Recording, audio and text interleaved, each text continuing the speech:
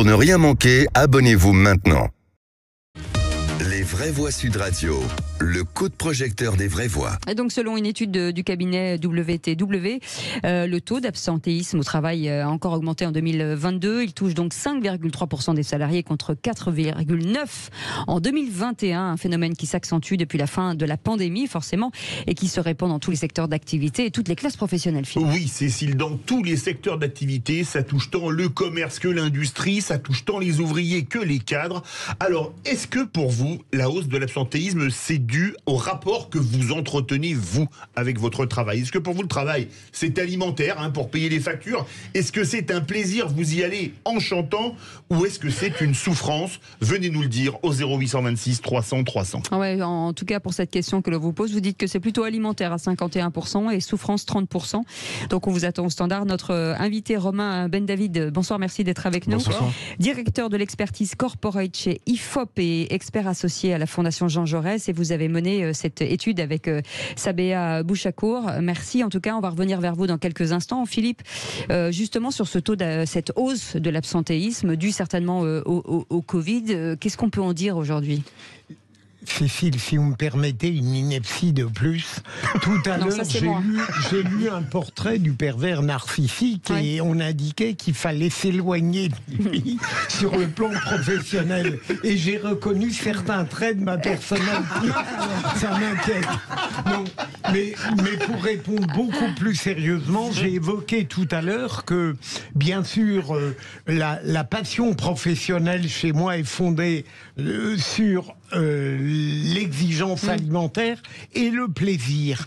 Et j'ai du mal à comprendre, à cause probablement d'une rigidité conservatrice, le fait que pour 45% des gens, le travail est une souffrance. J'entends bien qu'il y a des métiers pénibles, mais tout de même, je m'interroge, est-ce que ces gens pour lesquels le travail est une souffrance ne sont pas en réalité des gens pour qui le travail lui-même doit déjà être remis en cause et rêverait d'une autre société, peut-être de pur loisir, sans que ce soit d'ailleurs un reproche fondamental que je fais. Madi Saïdi. C'est fort probable. Je crois que c'est les Verts qui nous parlaient de du société. Droit à la paresse. Voilà, absolument. C'est Sandrine Rousseau, pas tous les Verts. Sandrine Rousseau. C'est surprenant que ça vienne d'elle. Et oui, moi aussi j'ai du mal aussi à le comprendre, parce que moi d'abord, de par mon éducation, on m'a toujours dit que le travail c'était la vie. Pour moi, le travail c'est synonyme de vie. Donc j'ai grandi avec cette idée que la vie composait le travail étant la vie, et ça a toujours été pour moi une partie de plaisir, puisque je fais partie de ces gens qui ont la chance d'exercer un métier qui nous plaît. Donc évidemment, c'est une partie de plaisir. Il y a effectivement le côté alimentaire. Et c'est vrai que j'ai beaucoup de mal à comprendre. Est-ce que c'est lié à la société en elle-même? Est-ce que c'est le mode de travail qui a changé? Est-ce que les gens contestent même l'idée de travail? Ou alors il y a peut-être la question managériale aussi. Nicolas Corato. Oui, je pense, pour continuer puisque vous nous avez autorisé les inepties, monsieur le procureur, je pense qu'il manque un peu d'analyse marxiste autour de ce plateau, et je pense que le problème vient peut-être du fait que nous idéalisons, j'ai pas dit que vous idéalisez, mais que nous idéalisons ce qu'est le travail aujourd'hui pour les Français, ce qu'il a d'ailleurs toujours été. Je pense que la souffrance au travail n'est pas nouvelle, elle date pas du Covid, elle a toujours existé, et l'idée que le travail est aussi un rapport de force, aussi entre un travailleur et son employeur. D'ailleurs, notre société du travail est organisée ainsi. Il y a des syndicats de travailleurs, il y a des syndicats d'employeurs. Ça prouve bien que ces rapports de force ne sont pas sans conséquence sur ce que nous sommes. Alors certains ont la chance de vivre pleinement et fabuleusement leur vie professionnelle, et je pense qu'on peut s'en satisfaire et s'en réjouir. Manifestement, quand on regarde les études, c'est pas le cas de la majorité des travailleurs qui ont des revendications et parfois des inquiétudes, voire même des souffrances qu'ils expriment. Romain Ben David, pour faire la synthèse des trois remarques absolument pas ineptes des vraies voix dont déplaise à Philippe Bilger. Non, tout ce qui a été dit se retrouve dans nos enquêtes, et c'est bien toute la complexité du rapport au travail, c'est qu'on n'est pas sur quelque chose de manichéen, on est tous traversés par nos contradictions internes. Il y a un point qui est fondamental, c'est que la place du travail dans la vie des Français est beaucoup moins importante qu'avant, et pour ça la crise sanitaire a joué un formidable rôle de catalyseur. Le travail est important, en revanche sa place très importante a baissé de 60% à 21%. En l'espace de 40 ans. Donc il y a effectivement le côté catalyseur de la crise sanitaire où on a tous mis sur pause On s'est mis à réfléchir sur le sens de sa vie et de son travail. Ce qui était accepté avant assez facilement, l'est moins aujourd'hui. Et puis sur le long terme, il y a le sentiment aussi pour beaucoup d'être perdant dans son rapport au travail. On l'a vu avec la crise des Gilets jaunes, qui pour la plupart d'entre eux travaillaient, étaient en poste. Le sentiment de donner beaucoup et de pas gagner suffisamment, ce qui fait que parfois on dit que autant dans ce cas-là avoir plus de loisirs. C'est pas une question de paresse, mais il y a ce déficit de reconnaissance qui est aussi dans la culture managériale française. Le sentiment que le travail, pas que avec un salaire, n'est pas forcément reconnu à sa juste valeur, qu'il n'y a pas non plus beaucoup de mobilité, il n'y a pas de champ des possibles dans son évolution au travail. Là, on pourrait en reparler, mais le management n'est pas l'alpha et l'oméga de l'évolution. Donc tout ça fait un petit peu qu'on a un rapport au travail qui n'est pas... le travail demeure important, mais il n'est plus aussi central et il n'est plus aussi passionné que pour les générations précédentes. Philippe Béja, vous voulez... Pardon, allez-y, Cécile. Non, je voulais juste rebondir sur ce que disait Madi. Hein, le droit à la paresse, ça date du 19e. Donc on était déjà sur la valeur travail et sur l'humain. Hein. C'est juste, je voulais rebondir sur ce qu'elle disait. Allez-y, Philippe. Romain, est-ce que j'ai du mal avec la conception actuelle du travail, peut-être à cause d'une forme de pauvreté intellectuelle, sérieusement. C'est-à-dire que je comprends bien, dans le passé, la réalité de métiers objectivement pénibles et insupportables. J'ai du mal à appréhender aujourd'hui le fait que les métiers deviennent presque plus nerveusement insupportables que matériellement pénible, et que au fond on se trouve confronté plus à des relations de pouvoir qu'à des incommodités et à des désagréments qui existaient objectivement hier. Au fond, passer des mines à la mauvaise humeur d'un chef, ça ne m'apparaît pas comparable, et pourtant, à vous écouter, c'est ce qui crée peut-être le plus d'incommodité. Alors, il y a beaucoup de choses dans ce que vous dites. La conséquence est la même, en tout cas, pénibilité physique ou mentale. Ça crée un rapport au travail qui est moins passionné. Après, ce ne sont pas forcément les mêmes populations. Vous avez 52% des salariés qui estiment faire un métier pénible. Là, on va plutôt retrouver effectivement des employés, des ouvriers, ce qu'on appelle les salariés du front. Physiquement. Oui, c'est ça. On va retrouver des salariés du front office, c'est-à-dire des personnes qui sont souvent à l'accueil. On en a dans la fonction publique. Ça peut être des infirmières, donc qui ont des métiers qui peuvent être difficiles avec les usagers ou avec les clients. Et puis vous avez le stress psychologique, qui est un peu la maladie des cadres, où là on a aussi une moitié des salariés qui déclarent exercer un métier pénible psychologiquement. Ça, c'est effectivement toute une culture managériale.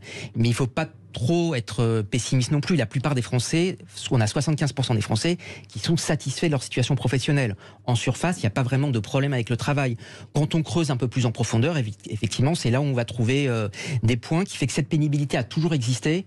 Mais encore une fois, depuis cette crise sanitaire qui a joué vraiment un rôle de catalyseur, ce qui était accepté avant l'est beaucoup moins aujourd'hui. Et puis vous avez aussi structurellement une population active qui vieillit, un allongement de la durée du travail, donc des pathologies, des maladies, des absences de longue durée plus graves. On en parle peu, notamment chez les personnes plus âgées. Allez, 0826 300 300, on va prendre Brigitte dans quelques instants. En attendant, Thierry, qui est notre vraie voix, auditeur. Thierry, une réaction peut-être sur, je ne sais pas, sur votre métier par exemple, parce que vous êtes enseignant. Alors moi je suis enseignant, je me suis éclaté dans mon travail pendant 20, 25 ans, 30 ans. Mais moi je trouve que les conditions de travail se sont énormément dégradées parce qu'on n'est plus soutenu. Les élèves ont de plus en plus de pouvoir. Et c'est de plus en plus compliqué. On fait énormément d'administratifs. Et voilà quoi. Je veux dire que au niveau rémunération, quand on voit que bon, c'est normal que les jeunes on augmente les salaires, mais les anciens aussi. Moi, je viens de changer d'échelon. Je gagne 40 € de plus par mois. Qu'est-ce que c'est 40 € de plus par mois, quoi? Je veux dire. Voilà. Surtout en ce moment. Oui, surtout en ce moment, oui. Donc, et on a aujourd'hui des problèmes qui n'existaient pas avant et qui s'amplifient. C'est au niveau de tout ce qui est drogue et élèves qui sont en difficulté et socialement. Et on n'est pas formé pour ça. On n'est pas des éducateurs spécialisés. On est des enseignants. Et ça, c'est un impact aussi sur... Éducateur, c'est un métier. Voilà. Restez avec nous. 0826 300 300 et Brigitte. Oui, bonsoir. Bonsoir Brigitte, bienvenue sur Sud Radio. Merci beaucoup. Je voudrais juste rajouter à ce qu'a dit les autres intervenants juste avant, qu'on a aussi une conséquence du déclassement de la France, en fait, dans cet absentéisme qui est de plus en plus croissant. On a les familles monoparentales qui ont souvent du mal à concilier la charge d'éducation des enfants, l'organisation de la sphère privée avec la vie professionnelle. On a les salariés aidants qui représentent quand même 20% des actifs, qui doivent s'occuper de leurs aînés, de proches malades ou d'handicapés.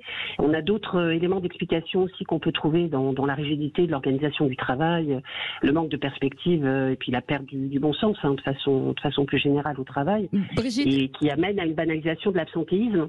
On a aussi un autre motif, selon moi, qui est l'errance aussi dans le diagnostic médical. On n'en parle jamais, mais on a la distension des délais pour l'obtention des rendez-vous médicaux ou de la consultation, et ça fait que parfois les gens restent malades. Et bon, je voudrais aussi tordre une idée reçue, j'ai 54 ans, et donc même si les plus de 55 ans ont souvent des arrêts de travail longs, en fait ils sont sous-représentés en fréquence d'arrêt pour maladie. Et on a les départs en retraite plus tardifs qui majorent la fréquence de cohabitation avec les maladies chroniques évolutives. Donc du coup, voilà, tout ça c'est multifactoriel, et je pense que tout ça est aussi une conséquence du déclassement, malheureusement. Voilà, puis vous avez aussi la fatigue, le rallongement des temps de trajet, les embouteillages, la gestion chaotique des transports publics, tout ça, ça engendre du stress. Et puis bon, si vous rajoutez à ça un salaire entre guillemets de misère qui vous permet plus des petits plaisirs, le coiffeur, les loisirs, etc., tout ça fait qu'effectivement, on ne va pas dire que les jeunes sont feignants, je ne pense pas du tout que ça soit ça. Je pense simplement que voilà, c'est multifactoriel et que c'est quand même très lié au déclassement de la France. Voilà. Romain Ben David, pour réagir à Thierry et Brigitte, ça nous fait revenir à une phrase qu'a prononcée Bruno Le Maire: la smicardisation de la société française est déprimante. Est-ce que ça rejoint pas tout ça en fait? Ça rejoint le fait que le travail pour beaucoup de Français n'est pas reconnu à sa juste valeur, alors que quand vous interrogez des salariés britanniques ou allemands, une majorité d'entre eux déclarent que c'est le cas. Il n'y a pas de raison de penser qu'on est mieux payé ou mieux traité forcément dans ces pays-là, mais il y a une culture de la négociation, il y a une culture de la reconnaissance du travail, plein de choses qui sont un peu des angles morts dont on parle peu, qui font que on peut discuter. On n'est pas en France, les choses éclatent souvent par le conflit parce qu'il n'y a pas d'autre manière d'échanger. On voit notamment dans les négociations, pas que pour la réforme de retraite, dans les négociations en entreprise, on n'est pas sur cette forme de négociation step by step. C'est soit une décision verticale, si je schématise, soit au contraire le conflit. Dans d'autres pays, on est plus sur quelque chose qui a un compromis qui se joue plus sur le long terme. Romain Ben David, il n'y a pas justement en filigrane le retour de ce problème de formation aussi dont on parle à l'école, un peu partout, de se dire qu'à un moment donné, quand on fait un métier difficile, il faut qu'on puisse se reformer dans la durée de vie de son travail en disant je peux faire autre chose en fait. Bien sûr. Mais tellement ne sont pas formés à ça. En fait, les entreprises le comprennent petit à petit puisqu'elles ont des difficultés de recrutement et de fidélisation. Donc, elles ont compris que pour fidéliser des salariés, il fallait aussi les former. Et formation, ça veut dire s'adapter aux besoins individuels. Deux personnes qui ont la même fonction n'ont pas forcément les mêmes envies d'évolution. Mais même de la société. Et effectivement, et donc pour sortir et notamment de la pénibilité, quand on parle d'emploi des seniors, la formation représente quelque chose d'assez formidable. Les entreprises sont un peu frileuses malgré tout parce qu'elles se disent qu'un salarié formé va partir ailleurs. Or, au contraire, nous, ce qu'on voit dans nos enquêtes, c'est qu'un salarié qui est formé sera d'autant plus reconnaissant à son entreprise et donc sera plus engagé. Ouais. Philippe Bilger, mais dans le micro. Romain, je voudrais prolonger un de vos propos. Vous avez dit évidemment que l'esprit public français n'était pas du tout comparable à celui qu'on trouve en Allemagne ou en Angleterre. Est-ce qu'à votre avis, cette espèce de conflictualité sociale due notamment au fait que nous avons un syndicalisme en permanence, de mon point de vue, de combat, est-ce que ça n'est pas ça qui crée un tout petit peu chez le citoyen peut-être l'impression que le travail n'est pas une sorte de paix tranquille, mais une sorte de conquête toujours à revendiquer ou à améliorer. Est-ce qu'il n'y a pas quelque chose là de pervers ? En fait, je ne pense pas que ce soit lié particulièrement aux syndicats. Il y a évidemment beaucoup de réalités différentes. Il y a une question de verticalité qu'on peut retrouver, qu'on a pu critiquer dans le pouvoir exécutif, qu'on peut retrouver dans les entreprises. Et on voit que de plus en plus de collectifs se forment indépendamment des syndicats, justement, pour essayer de regrouper plutôt des personnes en affinité, plutôt que par intérêt de syndicats. On a dans le travail un problème beaucoup de confiance, de verticalité. L'idée que si le travail n'est pas contrôlé, il sera mal fait. Et donc tout ça ne joue pas effectivement dans l'épanouissement.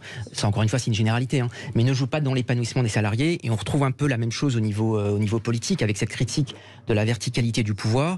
Et vous voyez, vous avez le réflexe de parler des syndicats. On parle soit des syndicats, soit du pouvoir politique. Sur beaucoup d'institutions en quoi les jeunes ne se retrouvent plus forcément. C'est-à-dire c'est des corps constitués, alors que de plus en plus aujourd'hui, le pouvoir est pris, notamment dans la révolution qu'on vit dans le travail, c'est une révolution de l'intérieur, le pouvoir est pris par les salariés eux-mêmes, qui décident eux-mêmes de faire bouger les choses, dans des collectifs par exemple, mais pas forcément dans le cadre d'un syndicat ou d'un parti politique. Nicolas Corato. Et est-ce que ce rapport au travail change, est-ce que vous avez pu le mesurer, avec la société du plein emploi qu'on nous présente, qu'on nous promet ou qu'on nous souhaite ? Alors, ce qui est sûr, c'est que s'il y a une société du plein emploi et s'il y a le plein emploi en ce moment, ça veut bien dire que les Français travaillent. Donc, contrairement à l'idée reçue, il n'y a pas de paresse ou il n'y a pas de divorce avec le travail. Il y a plus un divorce avec l'emploi tel qu'il apparaît actuellement sur certains points, même si globalement on est satisfait de sa situation, mais l'emploi séduit moins pour ces questions de reconnaissance, vous avez parlé de la formation, ces difficultés d'évolution, un peu comme en politique où il y a une désaffection des jeunes vis-à-vis des élections. Pour autant, ils s'intéressent à la politique, mais ils s'intéressent moins aux représentations actuelles. Donc effectivement, il y a un nouveau rapport au travail qui est en train de se construire, qui vient du bas, contrairement aux anciennes révolutions dans le travail, tout ce qui était innovation collective, nouvelles organisations du travail, taylorisme, fordisme. Là, c'est les salariés qui l'imposent, et le fait qu'on soit au plein emploi fait que ce sont aux employeurs de s'y intéresser. Ils sont obligés de s'y intéresser s'ils veulent recruter ou fidéliser leurs salariés. Vous voyez peut-être que les syndicats de combat ne sont pas les syndicats de travailleurs, mon cher Philippe, mais peut-être les syndicats patronaux qui devraient se mettre un peu à la négociation aussi. Allez, merci beaucoup, merci, mes amis, merci beaucoup Romain Van Davin, directeur de l'expertise corporate chez IFOP et expert associé de la Fondation Jean Jaurès. Et je rappelle que cette étude a été faite avec Sabéa Bouchakour. Merci beaucoup d'avoir été avec nous. Merci Philippe Bilger. Merci. Formidable. À demain. On a terminé en beauté là. Ouais, merci beaucoup Nicolas Corato, président fondateur de Think Tank Place de la République. Merci Madi Saïdi, conseillère en communication d'influence et auteur de Française venue d'ailleurs chez Stock.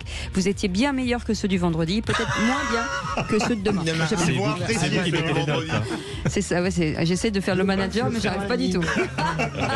Allez, dans un instant, on parle citoyenneté. On va revenir justement sur l'éducation et surtout les inégalités scolaires. Et là, c'est les étudiants et les lycéens qui s'engagent. On va parler avec ces étudiants et lycéens. Allez, à tout de suite.